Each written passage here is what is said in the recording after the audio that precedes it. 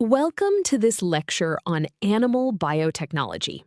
Today, we are going to explore two of the most fascinating and powerful physical techniques used to introduce foreign DNA into host cells: electroporation and the biolistic method. If you have ever wondered how scientists manage to get new genetic material past a cell's natural defenses without using viruses, you are in the right place. We will build our understanding from the ground up, looking at both the biological concepts and the underlying physics that make these genetic modifications possible. Let us begin with our first technique. Imagine you have a delicate, microscopic water balloon, which represents an animal cell, and you want to place a tiny marble inside it without popping it. This is the challenge of gene transfer.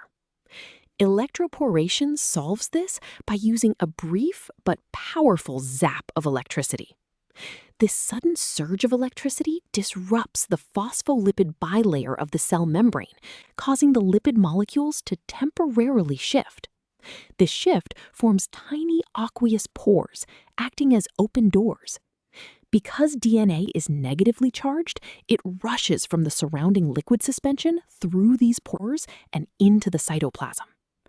Once the electrical pulse stops, the cell membrane naturally heals and reseals itself, safely trapping the new genetic material inside. Now that we understand how these temporary pores are formed, we must ask why this specific technique is so crucial. Electroporation is incredibly important because many types of cells, especially mammalian cells, are notoriously stubborn. They naturally resist taking up foreign DNA through standard chemical methods. Without electroporation, creating genetically modified animal cells for vital research, drug testing, or gene therapy would be incredibly difficult and inefficient. Furthermore, it is a universal method. By simply adjusting the electrical parameters, it works on almost any cell type, from simple bacteria to complex human stem cells.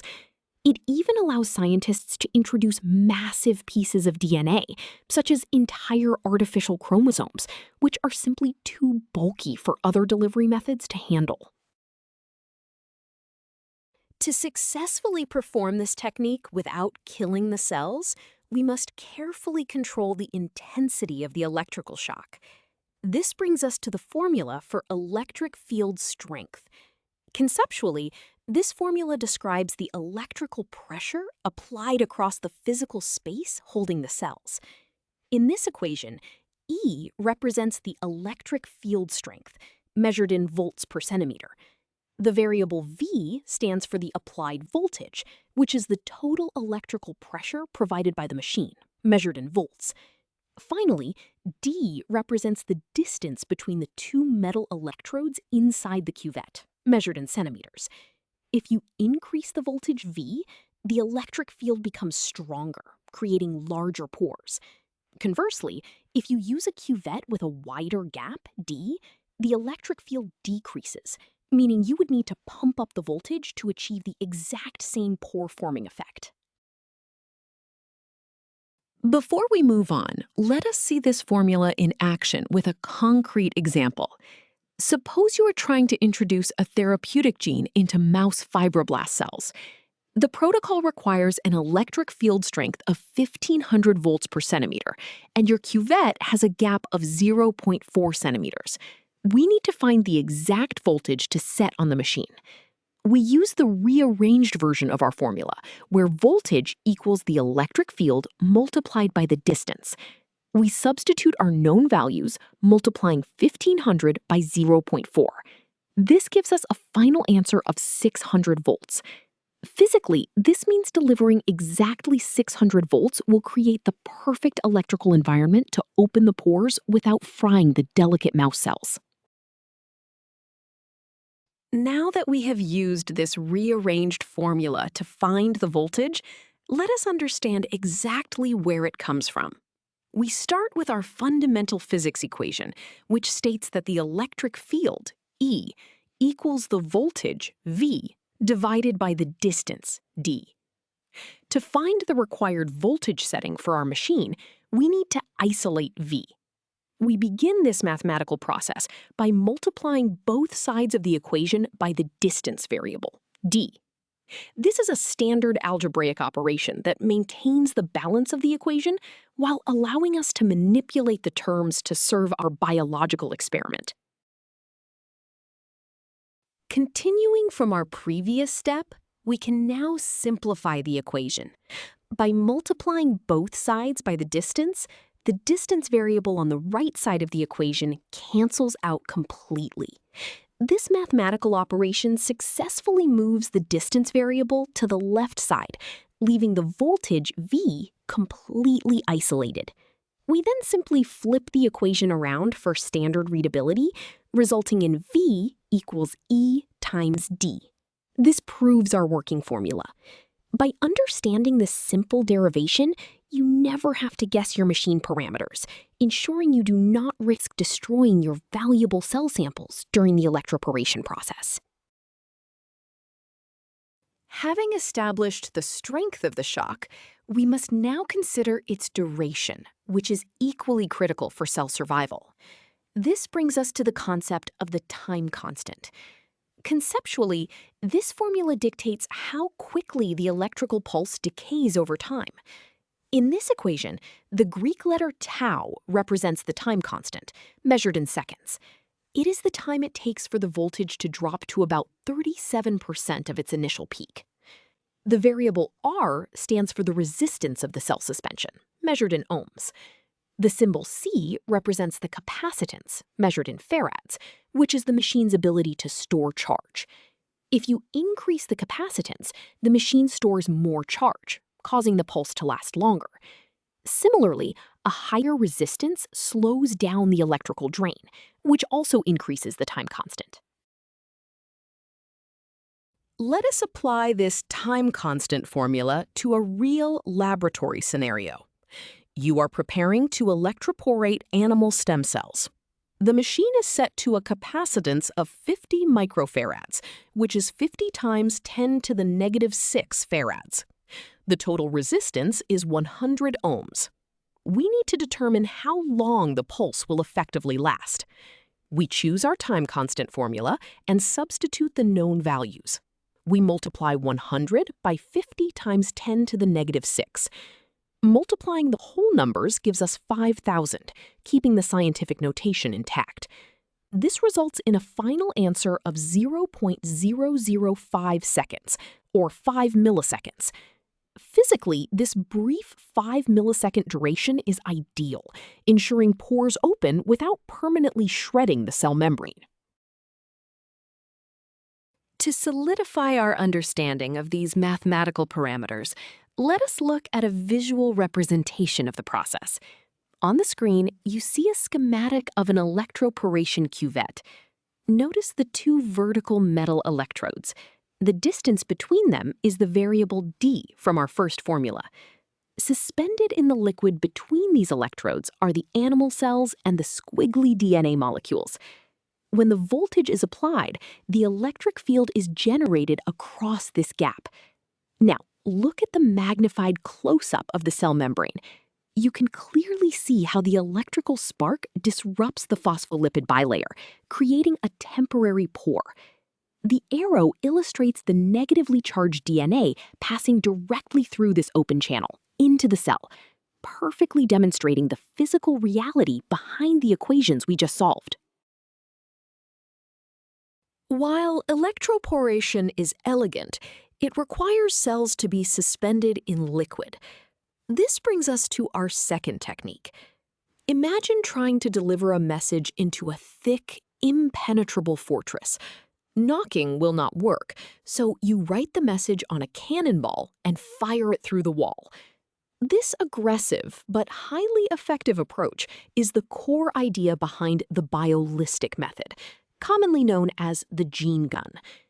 Instead of a cannonball, we use microscopic metal particles, typically gold or tungsten, coated with the desired DNA. A specialized device uses a burst of high-pressure helium gas to accelerate these particles to immense speeds.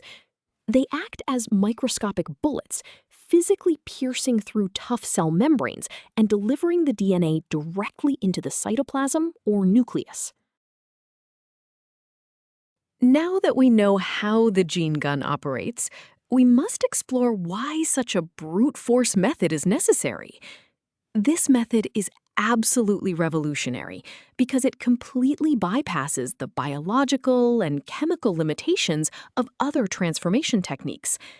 While electroporation works beautifully for naked animal cells floating in a liquid, the gene gun is essential for cells that have thick protective layers. It is also the premier choice for delivering DNA directly into the intact tissues of living animals. For example, scientists use the gene gun to shoot DNA vaccines directly into the skin or muscle tissue of animals. This prompts their bodies to produce protective antibodies without ever needing a traditional liquid vaccine injection, making it an incredibly versatile tool for complex tissues. To ensure these microscopic bullets penetrate the cell without destroying it, we must calculate their energy. This brings us to the fundamental physics equation for kinetic energy. Conceptually, this formula defines the energy of motion carried by the flying metal particles. In this equation, K represents the kinetic energy of the microprojectile, measured in joules. The variable m stands for the mass of the single gold or tungsten particle, measured in kilograms.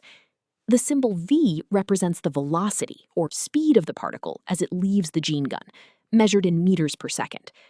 Because the velocity is squared in the formula, even a tiny increase in the speed of the particle will cause a massive, exponential increase in its kinetic energy. Conversely, using a heavier, denser metal like gold increases the mass, which also increases the kinetic energy. Conversely, using a heavier, denser metal like gold increases the mass, which also increases the kinetic energy. Let us put this physics principle into practice with a calculation. You are using a gene gun to deliver a DNA vaccine into mouse muscle tissue. You are given that a single gold particle has a mass of 3 × 10⁻14 kilograms, and it is accelerated to a velocity of 400 meters per second. We need to find its kinetic energy. We choose our kinetic energy formula and substitute the given values, using 0.5 for the fraction.